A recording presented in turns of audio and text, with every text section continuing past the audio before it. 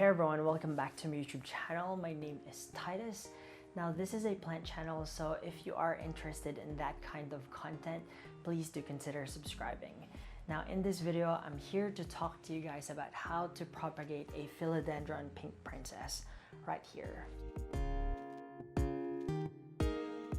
So this is the recently obtained Philodendron pink princess that I have.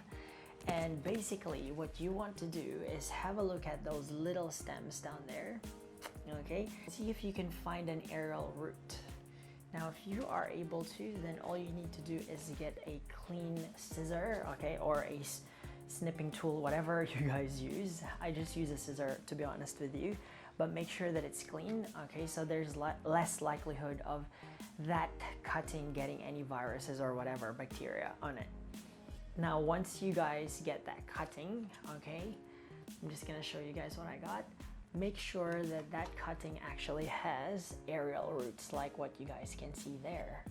Okay, once you guys get that, just dip this stem into a rooting hormone, and then after that, just pop it in some perlite or some of those soil propagation mix from the previous video that I made. So if you guys want to see that soil propagation mix that I had recommended, please check out the link down below.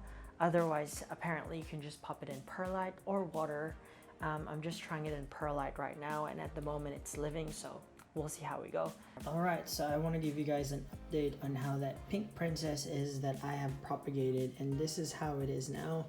And as you can see, it's successfully rooted in this perlite. Now, please note that this perlite isn't just kept dry, okay? So every single week, I make sure that it's moist to ensure that the roots are actually getting that moisture that it requires to maintain this plant.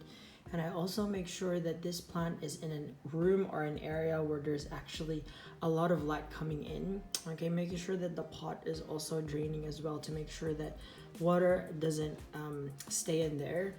All right, so as you can see, if you put perlite in there, there's going to be a lot of root movement. And once that establishes itself further and there's a new growth, then I am then going to be ready to repot this in soil.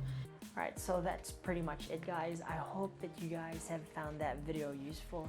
If you do, then please click that like button. If you do want to see me make more videos like this, then hit that subscribe button. Otherwise, it's just a short video. I will see you guys on the next video. Until then, goodbye and God bless.